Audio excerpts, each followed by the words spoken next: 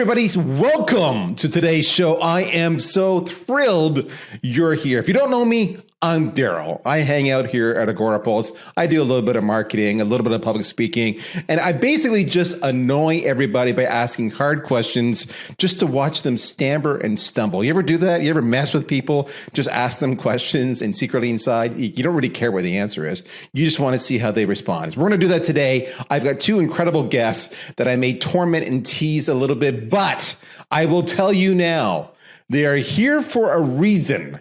They are industry thought leaders, subject matter experts. They promised me they were bringing their best opinion. We'll see if they agree, if they disagree. Will there be fireworks? I don't know. Only time will tell. Today's topic, I got to tell you, I have been looking forward to having this conversation for a long time because it's one of those topics that at a cursory level seems so obvious. Of course, the topic being organic social media. Is it a marketing channel or not? Now, of course, every single one of you out there, at least I would assume every single one of you out there, maybe I'm wrong. If I'm wrong, go in the comments and say, Daryl, you're wrong. I assume we're all going to say, well, of course it is. But if I'm asking the question, that suggests that our belief that it is not aligning with the reality of what we're doing, or that the people that we need to go to for budget, for staffing, to keep us employed and not lay it off, are perhaps not seeing it that way. So we're going to have that conversation today. I promise you two amazing guests. Those guests are right here. Let's start out with the first one. I had to double check to make sure I said her name correctly. I got it right. I may still get it wrong. Bear with me. She's amazing. She's a rock star. Milu Peters. Milu, how are you today? I am feeling great. I'm so excited to be here. Now, you've got a bit of an accent to my Canadian ears. So for our global audience, what part of the world are we finding you right now? Yes, so you can actually find me in the US, but I'm originally from the Netherlands, but I'm located in Austin, Texas. Austin, all the cool kids are in Austin anymore. How long have you been in Austin? I know. I have only been in Austin for about half a year, but like you said, all the cool kids are here. All the cool kids are there as well. And so how's the first half year been? Has Austin lived up to its reputation or not? Yeah, honestly, it has. It's great. Lots of business entrepreneurs out here. It's a great city to network, and it's very alive. Yeah, I love it. Now, you were just there for the whole South by Southwest experience. How was that? Did it shut down the city or what? Yeah, to be honest, it did. That was like the only thing that was going on at the moment. So there was lots going on. All right.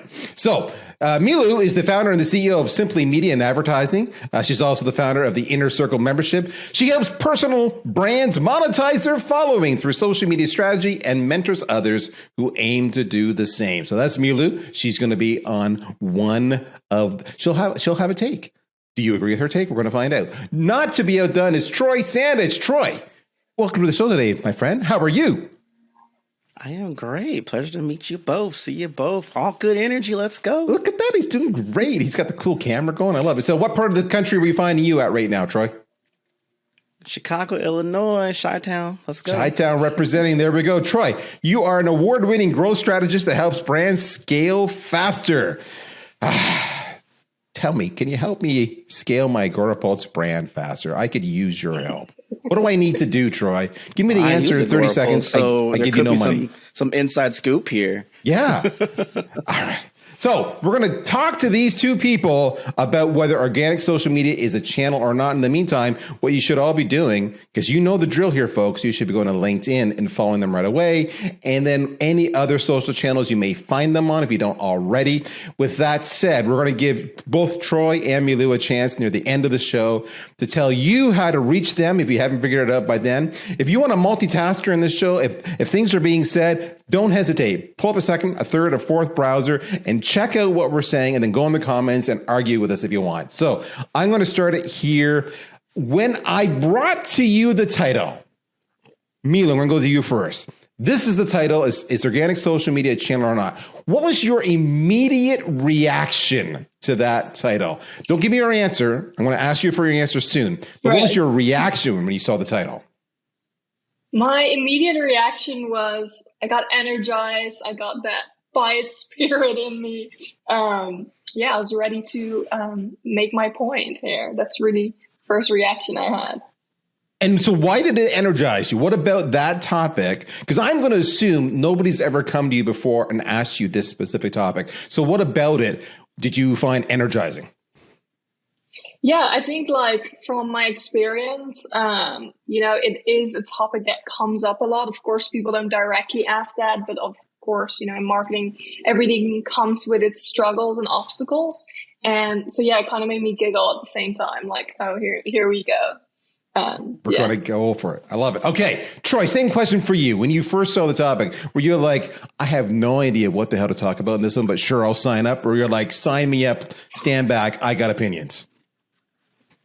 Felt like we were going to be in a battle royale. I'm a Fortnite player, so battle royale all the way through. I think this is the tale as told as time since social became a real thing, from sales and marketing, proving up that corporate ladder or agency leader. It's a constant battle that we're trying to prove and validate what it is and how do we move forward. So I'm excited. All right, so I'm going to ask both of you, if you can look back to when you first started out in the marketing field, you were like early on. Did either one of you know what even a marketing channel was, that term, that definition? Can you remember back? I know you're both young, like 21, 22, looking at you, your pops compared to my white hair. I'm giving you a hard time. Did you even know? Like I see Milo, I see you shaking your head now. No, to be honest, especially not by definition. I love how you guys always come with the stats and the definitions. Specifically, no. Like, I mean, there's a lot of things that pop up thinking of a marketing channel, but specifically, no, not necessarily. I love it. Okay. And I'm asking this question for a reason, folks. I actually, if you're sitting here going, I'm not really sure I'm comfortable or I know exactly what a channel is, I'm asking because we have two experts here and we're right away, Milu's saying, no, I didn't necessarily know what that was. Troy, how about yourself? When you were brand new to the space, if someone were to drop the word channel to you, a marketing channel, did you know what the hell that was? Or did you just fake it until you make it, or like what? Hopefully I didn't. I try to have integrity. But yeah, I totally knew what the concept was. I would say in that moment, the brevity of what defines a marketing channel when we're going to digital was way different. The traditional being, TV and radio, but to the common consumer or common business owner, they may not quantify it in that realm if they're not used to investing in it or spending money and time and energy in it. So definitely it's a growing thing to think about. Okay. So we've set the stage. Let's get into not do you think it's a channel or not. That'll be my next question. Before I ask that question, let's start with this. Knowing what you both know today, and then I'll chime in as well, what is a marketing channel? In other words, I'll start with you, Troy. If you had to explain to somebody new to the industry, how would you explain to them what a marketing channel is? What are the criteria? What does it include, not include, et cetera? I'll start with you, and then Milu will go over to you. I would think, simply put, a marketing channel is a medium for distribution to push a narrative or to suggest a certain type of storyline that people can consume, validate, make their own opinions upon, and take action upon it, simply put. All right. Short, concise. Milu, over to you. I'm asking you to define to a brand new, someone new to the space, maybe fresh out of school or fresh into the social media or fresh into marketing. What is a marketing channel? Yeah, I would describe it as a way to reach your target audience and, turn actual consumers into buyers. So yeah, distribution channel, communication channel, really a way to reach your audience. A way to reach your audience. Okay, I like that. Okay, so now I'll offer my point of view as the old guy who's been doing this for decades. As a CMO, I have conversations all the time with my CEO, with my board, with my investors, with my chief financial officer about the marketing channels that I want to invest in. So I agree with both Troy and Milu that it's a way to connect with your audience, and there's different ways of doing that. I get very specific because I have to budget for it. There has to be a line item where I say, I'm allocating X dollars to this channel over the following, 12 months or 4 quarters for my fiscal year. So I look at channel as, and I'll give examples here. A channel could be a simple one. The most popular one I see all the time could be something like pay-per-click, Google ads. I won't even, social ads, well, it's similar, but it's another channel. So paid ads would be a channel. Events, trade show would be a channel. Content that I'm going to create and share, another channel. Email, I'm going to use to get in front of my audience, another channel. All of these are channels. These are, or think of it as tactics that I can fund, I can staff, and I can be intentional about utilizing to get in front of my prospective buyer. As the slide says here, a channel helps you reach new markets. It helps you segment and target audiences, right? So I could use, for example, think of paid ads. If I use Google, I can make an ad for this audience or that audience based on a variety of parameters. So it helps me segment and target my audiences. There's always a call to action. When I use a channel, there's a call to action because I want them to do something. And then finally, this is the big thing. When there's a channel, because I'm trying to convince my CFO, my CEO, and my board and my investors that we should allocate money towards this, a channel from a CMO's point of view needs to be measurable. So I can say, okay, I spent X dollars on this channel. Here's the revenue it drove, or here's the new customers we signed up, or here's the increased market share we achieved, etc. That's what we're looking at. So we can say that was a good investment or a bad investment. That's how I view a channel. Now, I'll stop. I'll shut up. Troy, any reactions to what I just said? Agree, disagree, refinements, anything? I'm aligned. Honestly, in my world as a COO and a CEO of another company, a lot of it is P&L. Can you justify the allocations of what you're doing? It's not just a thing we're supposed to be doing just because everyone else is doing it. Does it move the needle? Does it drive awareness? Does it make you money? And does it make you money sustainably? It's just that simple.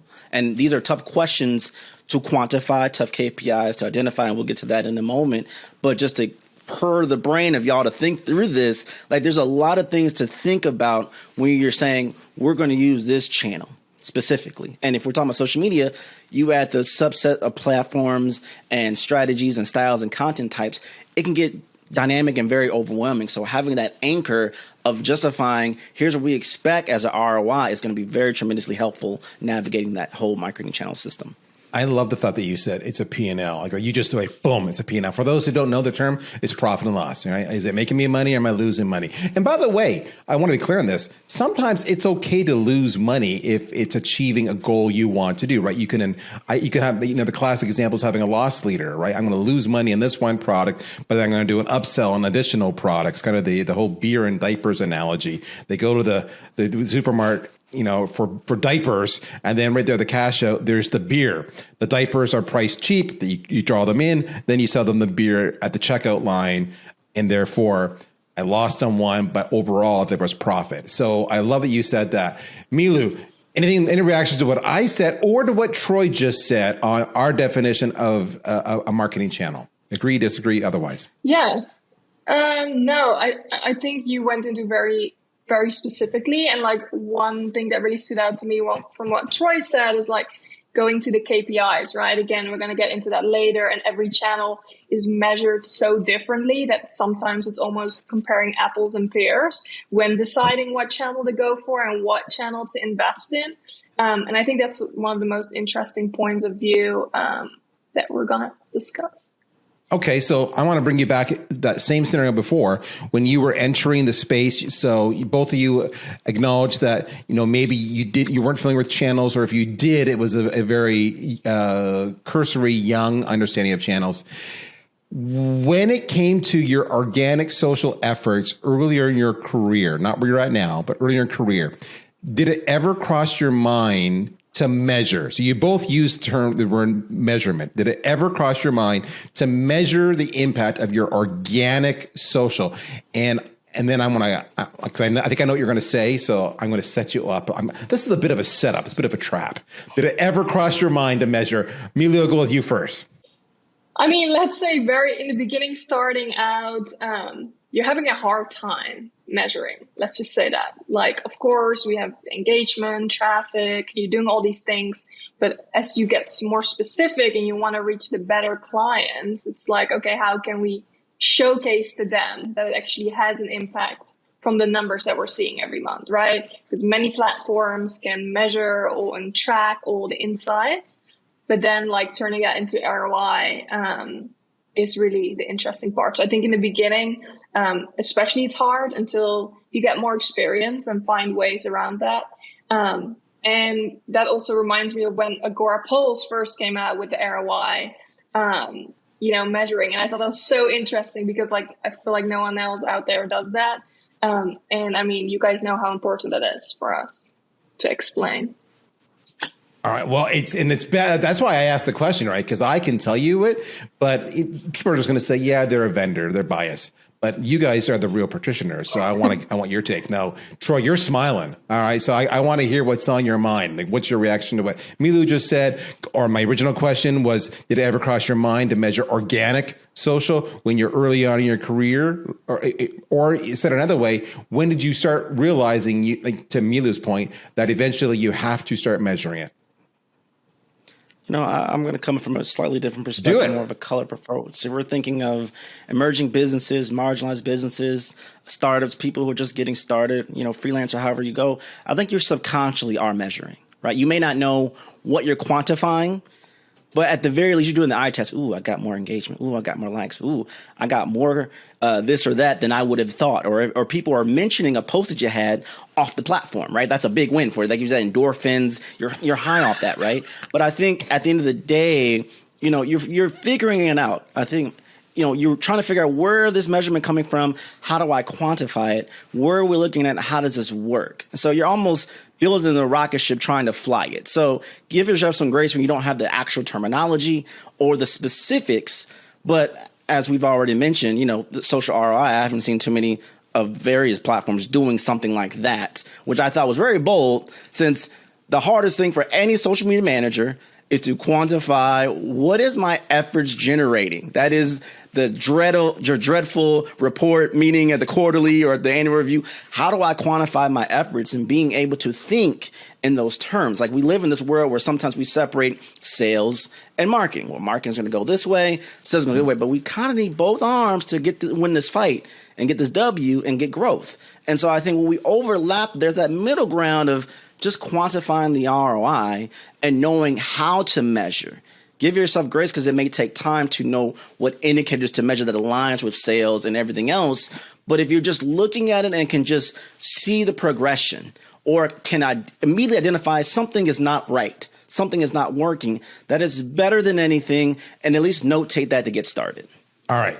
So I mentioned I was going to set you up, but you guys have both made my life hell because you're basically agreeing with me. So I'll do my best, which is the feedback when we launched social media ROI as a new feature set within the product, and we started talking about it. I mean, understand that feature was actually brought to us by a handful of customers who literally came to us and they said, "Hey, Agora Pulse, when I'm living in, say, HubSpot or Marketo or, any of my marketing automation tools, or even my email platform, it will tell me, the ROI on my emails, how many opens did I have? How many click-throughs did I have?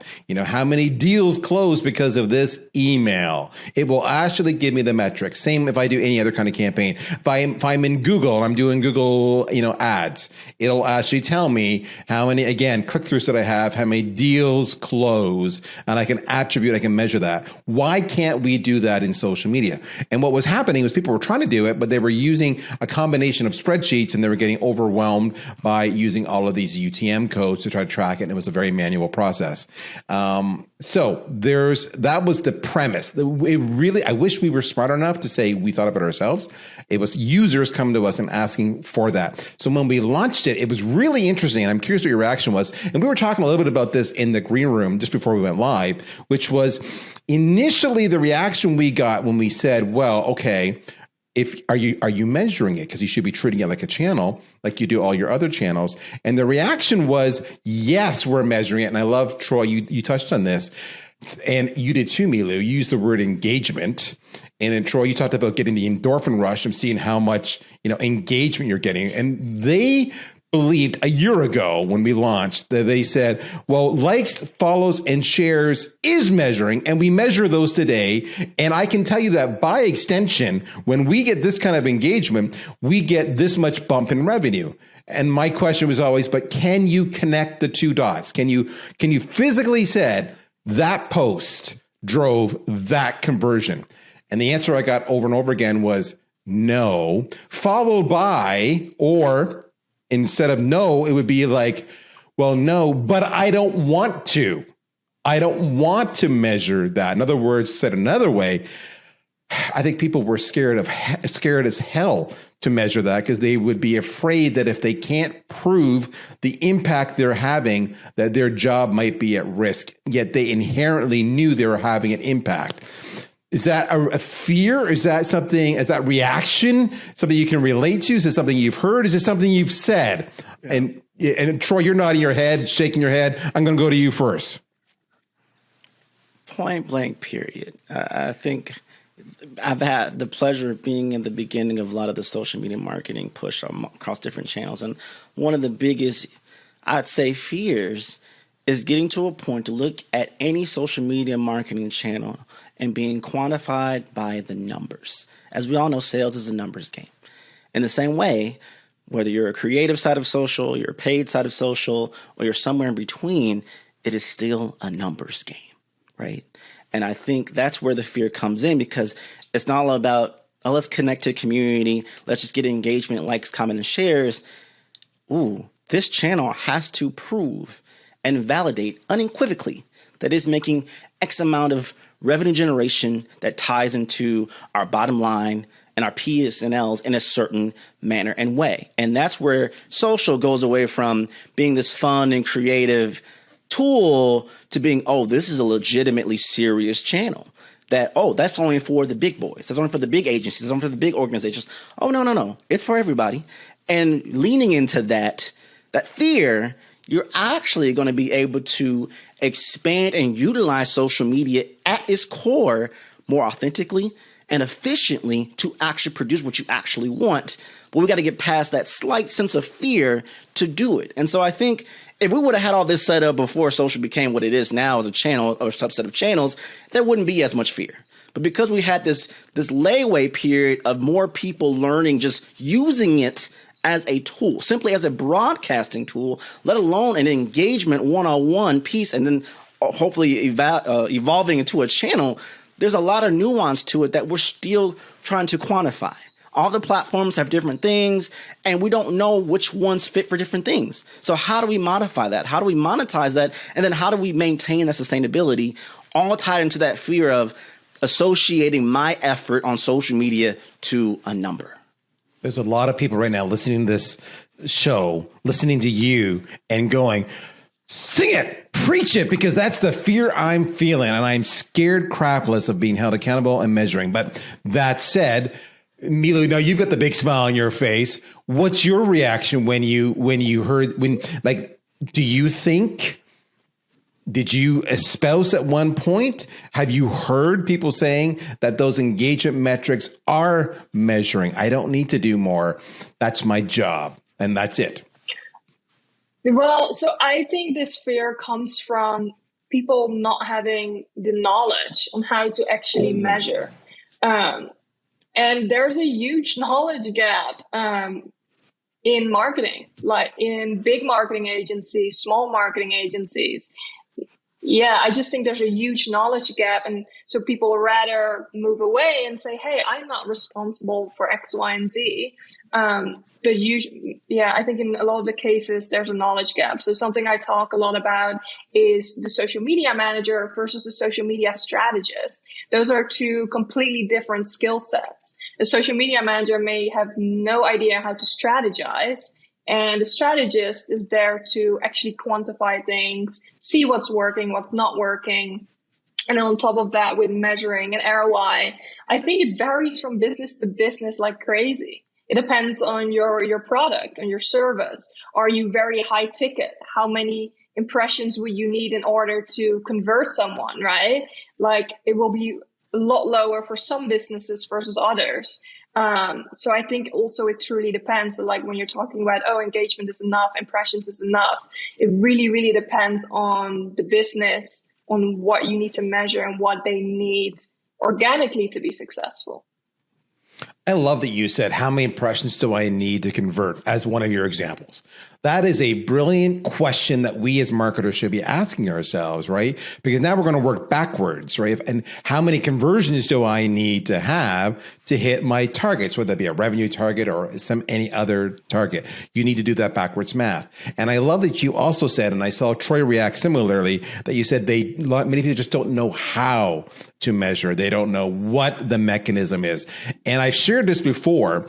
The biggest shock I had when I joined Agorapulse just over a year ago, and the biggest shock I had was on the first week, I learned, and I actually did not believe the person when they told this to me, that there's a large percentage of social media managers who do not know what a UTM is. And by the way, if you're right now listening to this and you don't know what a UTM is, please do not feel judged. We're not judging you. What we're telling you is that's how you can measure. That's the vehicle to do the measuring. The problem is if you're doing a whole bunch of posts all the time, especially if you're at an agency and you're doing it for all your different clients and they have multiple, people you're representing across multiple platforms, that can become quickly not scalable, which is why many people avoided using UTMs all along. So that is understood.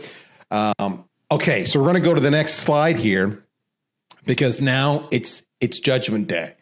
We've set the stage. We've said, we've told our audience, what it was like when we were young. We've talked about what a channel really is and how, why different people refer to a channel. And by the way, you'll notice that how Milu and Troy talked about a channel was different from how I spoke about a channel. We were all right, by the way. We just had different roles and different perspectives. But at the end of the day, I love what Troy said about using the term P&L, because that ties in exactly with what I talked about with me talking to my CFO and me budgeting, that says I need to be able to either get you more money or get you more staff, or we need to shift from here to there in our efforts and our investments. So the question was specifically around organic social media, not paid. Because usually when I bring up, measuring social media, people always go to the paid side.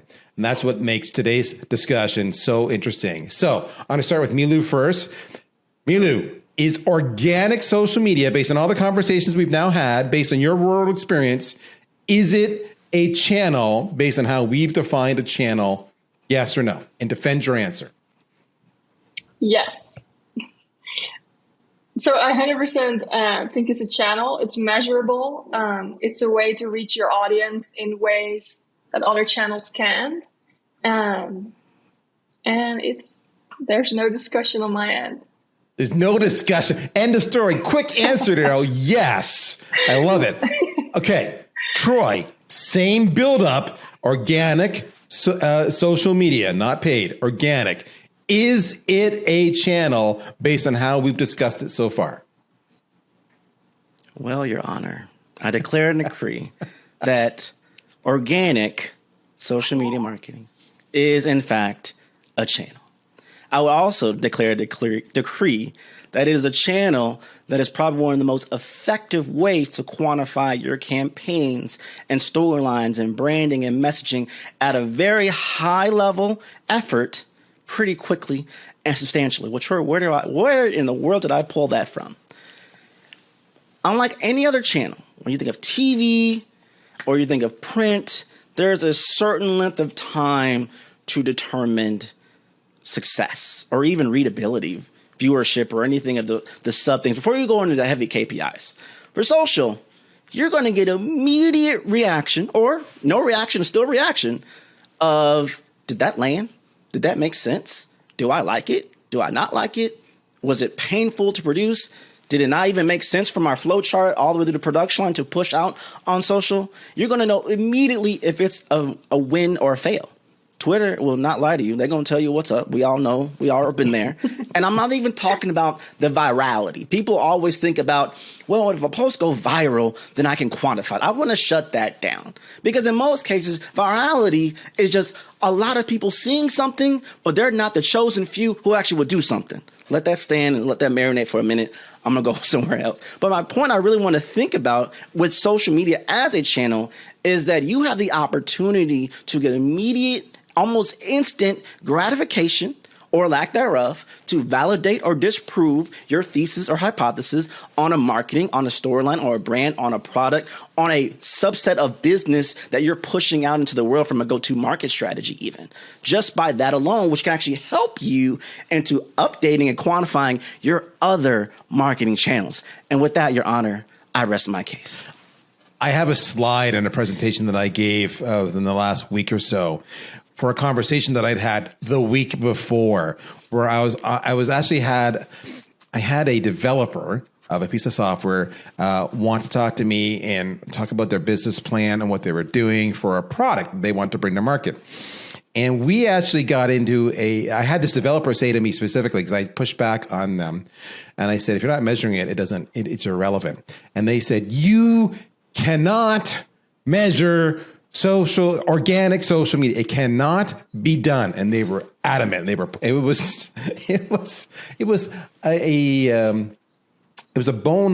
a very strong disagreement between myself and this other individual. And I said, fair enough. You take what you want.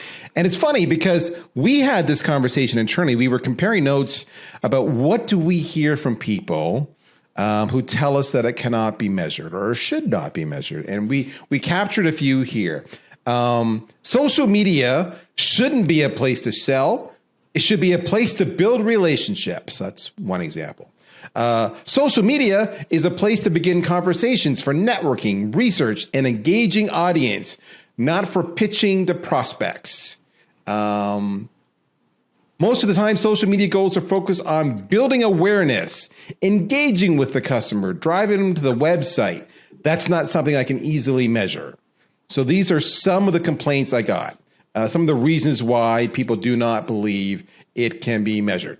So when you hear those excuses, and there are many, or the one I already mentioned, well, we already do measure it. It's with engagement, likes, follows, shares. I call those vanity metrics personally, because while they're interesting, don't get me wrong, if they don't result in dollars and cents, my CFO doesn't care about vanity metrics. My CFO cares about the P&L. They care about the bottom line impact. If you're an agency, your clients likely, they want the vanity metrics, but they really want the ROI. They want probably both. Are those excuses either of you have heard before? Are those excuses you have used before? Milu, I want to start with you. Put you on the spot first. I love that Troy's saying I put my hand up. Milu, have you heard this or used those excuses before? I think when I very first started out, and I think I was kind of more on that side of the fence. Like, yeah, we drive awareness. I do talk about, social being top of funnel because it is, but it doesn't mean it's not measurable. And it doesn't mean we don't drive sales. And so definitely heard all of these things. But again, just like I stated before, it comes down to that knowledge gap. People just don't know how. Yeah. Totally agree. And Troy, you get your hand up there. You're in the confessional saying, been there, done it. I don't mind speaking for many who lean with that verbatim, have spoke on stages, have posted on social, have done long Twitter threads and LinkedIn posts and everything, pushing that narrative. And the reason I have been converted is because when you get to levels of leadership or management where you're solely responsible for driving actual growth and revenue to maintain your job or someone else's job or a team or a whole organization, you are forced to look at a lens that isn't, dare I say it, in a certain playground way, but a real life way. And I think, to Milo's point, we do have a subset of educational barriers that need to be rectified and optimized for everyone to see the full picture. Most of us are in the matrix right now, only quantifying in those realms. But in the real world, we have to justify this to keep jobs, to move things, to push investments. And the better we can kind of give that dynamic, the better we can almost perform at our jobs. And the last thing I'd say about a KPI specifically, many of these KPIs are like vitamins. Vitamins are good to take. Are you taking the right combination of vitamins that's meant to help you to your specific ailment or increase your specific strength? Vitamin E, what does it do? Vitamin K, what does it do? Vitamin A, vitamin C. Everyone thinks vitamin C works for everything, and it may not work for what you need. And so it's not just enough to say we're just taking vitamins. Just not stuff that's just saying we're doing exercising. Many times we list those things as part of a process, but they're not solutions. Oh, I'm getting more engagement. That's part of a process, but they may not be a solution. There may not be something that's actually driving. That's just another variable that if you stack together in the right matrix of ways, now we see the bigger puzzle piece picture of, wow, look what we're doing. But we're missing some puzzle pieces, y'all. And I don't want it to make it seem like engagement versus money is an issue, but we got to make the puzzle pieces meet. They got to match. We got to have the bigger picture. And the only way we can solve that in this, or even going beyond the conversation for further conversations down the road, everyone needs to be alignment of what their expectations are per what they can measure per their educational knowledge, not from everyone else, customized for our own brand, our own agency to move that channel forward. So, folks, as you listen to these answers, you may have picked up that I'm trying to intentionally pull out of Milu and Troy that they were in their career at one point when they didn't necessarily know what a channel was. And they were at a point when they didn't necessarily measure things. And they have worked with or have heard other people say you can't measure it, or it's not something we do, or we just use the engagement metrics like likes, follows, shares, etc. And that's okay. And you heard them say, a lot of it is a knowledge gap. And you've heard them say a lot of this is fear because I don't understand it. And you've heard me give you examples of how top down that, as Troy said, the real world, how I need to look at it versus how you're looking at it. I'm the guy with the budget and staff, and you're the one who actually is doing it on day to day, not me. All of this is to set the stage so that you understand that if you have one point of view that is not consistent with what you're hearing here, or you're scared, or you're apprehensive, or you're thinking you're lacking the knowledge, we're here for you. It's okay. What you're going through now is absolutely normal. So with that, let's shift a little bit. We've set the stage. We all agree it's a channel. We know what a channel is. Knowing that it's a channel, I'm going to go to you first, Milu. Knowing that it's a channel, that you're going to want to measure it, you want to get those KPIs. You want to have the right vitamins. I love the vitamin example. Nobody's ever used the vitamin example here. This is great. Vitamin D for dollars if you're in North America. The question I have for you is, how does treating organic social like a channel impact your strategy? How does that impact your operations? Can you give us any examples of what you've done to adapt because of this?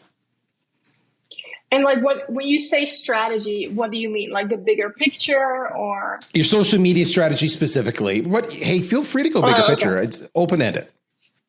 Yeah. I think first of all, I think it's important to acknowledge that organic is one piece of the puzzle, right? Because we speak about so many different channels. So I think it depends on that, first of all. Right? What channels are you utilizing? Is it just organic? Are you utilizing other channels? And that will change your organic strategy. And like Troy saying, depending on your KPIs, like not every every client has the same KPIs. It isn't that a client comes in, we're like, oh, hey, we're going to measure your dollars every month, right? Of course, we are data driven. We're focused on revenue and driving revenue, but it's not that we're going to measure money in dollars on every client, same KPIs. Really depends on what are your goals? Like, what are you trying to achieve organically? And from there on, you can set your strategy, your KPIs, and come up with a plan to achieve those goals. Troy, same question for you. Knowing that it's a channel, how does it change or impact how you approach your go-to-market strategy? I'm a very neurodivergent visual learner. So for those who know me and in previous times when I've talked with Agorapals, I speak in a lot of analogies, not that it helps me understand, but I'm sure it helps other people at a simple level, considering everyone who's listening understand. What I like to think of it is like when you go to the gym, you can't just tell someone to just do 5 reps of this, 10 reps of this, 25 reps of this, and expect the outcome to be the same. Why? Because you first have to analyze your BMI. You have to analyze the body first. And I think when you're looking at this as a social media channel, it forces you to look not at social media as just a broadcasting or distribution, but as a revenue stream source that ties into the bigger picture of your organization, and to understand the flow and how to see is going to push and how to amplify it is to understand the body as a whole. And so now this is going to force you to look at your organization through the social media lens to build first a strategy, to then execute to drive through the channel, to give you your KPIs that are quantifying and telling you you're in the right direction, you're getting your right P's versus L's, and it's going to work. And so I think it forces social media to be less of just, here's what you need to do, push on distribution. Social media now is part of the conversation at the highest level. I think full transparency is necessary. Where are we at for going into quarter 2? Where are we projecting like for quarter 4? And where does social media as a channel fit into that conversation? Not we're all making the decisions at the top. It goes down, goes down, goes down. Social media is an afterthought. Hey, post some content, what I just wrote about, and call it a day. Right? Let's just be real. We got to this far in the conversation. Let's just take the gloves off and just call it what it is, what we experience on the day-to-day from social media managers and creators, which is all ambiguous of what they're doing and how much they're doing. The position is just a million, roles in one, but I digress. And then high level, they don't have the connection. And so we're treating this as a channel that makes you money. Everyone's going to want to be in the conversation and have real alignment that's going to force real change that's going to make real impact. So let's recap what I just heard Milou and Troy said. And I love what they said. Milou started a little higher level than what maybe you social media managers are used to thinking. Paraphrasing, she said, what are the channels that I want to use? In other words, she said, social media is a channel. It could be paid social, it could be paid ads, it could be events, all these different channels. Because at the end of the day, why do we do what we do? We do what we do because the company, whether it's our own company or a company we work for, no matter what, there's always a stated goal. We want to grow revenues 20% this year. Pick that goal, right? Any goal. There's a stated goal. We use multiple channels as tactics to achieve that outcome. I view it as a chessboard. If you're a chess player at all, you got the king, you got the queen, you got the bishop, you got the knight, you got the rook, you got the pawns. They have different moves, but when used, individually, they're great. But when used together as a team, boom, you can win, or you can lose if you do it wrong. That sucks. But my point is, you use different channels just like you use different pieces on the chessboard. And then what they said to you was, you got to measure it so you can adapt and evolve your strategies. And then what was really important was they said, you also need to talk about it with all the other stakeholders. I don't know if you caught that. You need to talk about it with all the other stakeholders so they're educated, which is where I want to go next. The whole idea of educating my stakeholders. One of the things I hear a lot, whether it's an agency or an internal marketing team, is you're going to hear people say, I want engagement. I want to feed my ego. Or they'll say the opposite. You're busy on social because you like it. You're just socializing with your friends, or you're vain, or you really like doing video, or what it might be. In other words, it's all about feeding their ego or projecting upon you why you do. How do we educate these stakeholders that, nay, this is not a vanity play. This is not an ego play. This is an intentional play in combination with other channels to actually achieve outcome. Troy, I'll start with you first. How do I educate my stakeholders? People know I'm really big on acronyms. That was not my intentions. I'm making one on the spot because that was my challenge by one Agorapost user today. And so the algorithm, the acronym I came together is ADD. Audience dictates direction, period. So when you look at this, the way to win your investors, your stakeholders, everyone in between is to say, we are doing video. We are using this platform. We are using this XYZ because our audience demands it. Our audience wants it. Our audience needs it. Our audience reacts to it. Our audience consumes it. When we lead with the audience first, which are literally the people who are keeping us in business, no one at a certain point is going to question the direction and give you the go-ahead to prove and move ahead accordingly. The problem is the people who are on the front lines, the social media managing team and their counterparts, sometimes don't get the audience with the people at the top of the chain with full control and direction. They don't see what they see. And so they're moving in a way based off of Milo's point, lack of education. And also, there's a lack of communication. There's a lack of structure and a lack of purpose. And so when we lead with the audience first and make that our North Star, because at the end of the day, we all want to make more profit year on and year out, we can then break that down to move that forward. And so I would say when you do it that way, that is your best way. That is your safest way. No matter if any channel disappears overnight, goes down, new ones come up, that is your probably most sustainable proof way to stay in business using social media channels. Milu, how do you educate your stakeholders so they understand that you've got a strategy, you've got a plan, and this is the right thing to do?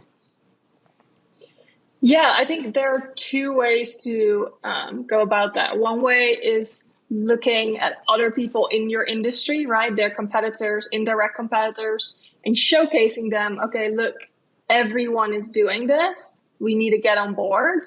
And, it kind of threatens them in the way like, oh my God, no, we need to. Like if they're doing it and, we're going to fall behind. And another way to do that is to look at people in other industries that are very successful and are driving sales and success on social and saying, hey, nobody in our industry is doing this. And that's why we should, because we want to be ahead. We want to be the thought leader. We don't want to wait until everyone in our industry is doing it. And so we're going to drive the social forward. I love it. And we've got many bullets here on the slide. You can see the first one being you just want to introduce the idea of organic social media as a marketing channel, using those numbers, using those statistics, and using those use cases from your industry, exactly as Milu said, from competition, to see how they're doing it. But you want the executives to understand that this is a very intentional channel. And you can use that word channel like you would trade shows or events, or pay-per-click, because they know those channels. They're familiar with those channels, very much so.